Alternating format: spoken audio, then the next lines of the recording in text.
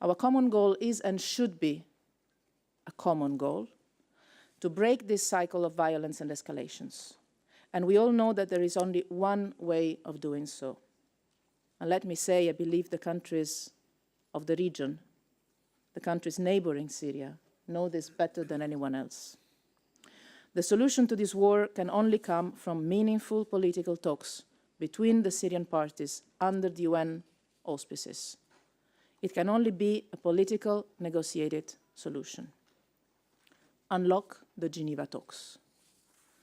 The proposal to set up a constitutional committee led by Syrians and under the UN leadership in Geneva should now be turned into reality as a matter of urgency. And we'll hear today from Staffan de Mistura, the UN Special Envoy, updates to the day.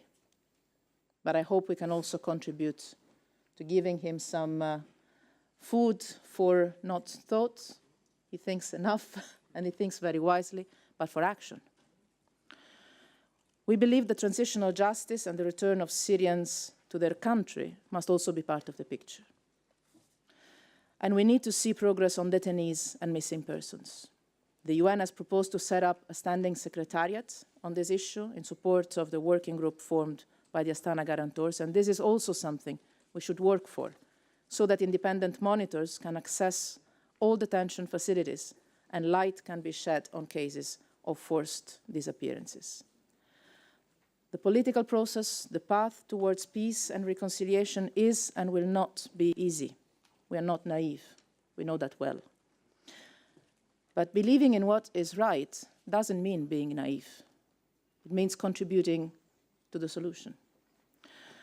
And we believe it is the only realistic way to achieving a sustainable peace, a united, free, democratic, inclusive Syria that belongs to all Syrians and to which all Syrians can belong.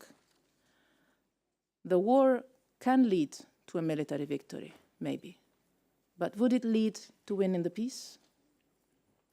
So our meeting today brings together more than 80 delegations from all around the world and from the region and from international institutions. And I would like to thank each of you for being here. We don't share the same views on everything, and we know that very well. But I believe there is the possibility to work together on one thing.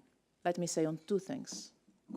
Mobilizing the aid, the financial support that can allow Farah to study and stay alive, but also to work together to bring the Syrian parties to the negotiating table for real.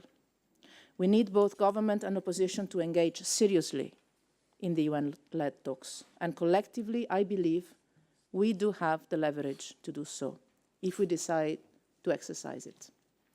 Let us invest all our resources to move from a context of never-ending escalations to one of successful political negotiations. Let us try to win together the peace, or rather to let the Syrians win the peace. Because Syria is not a chessboard for geopolitical games. It belongs to its citizens, to all of them, no one excluded. And later today, we will listen to some representatives of the Syrian civil society that are here with us and that I met together with Staffan yesterday. They've come to Brussels from Syria, but also from the rest of the region. They have different social backgrounds, different ideas, different personal histories, but they have all something in common from what I have seen. First of all, a capacity of understanding, listening to each other, and to compromise that I wish those that need to sit at the political table had.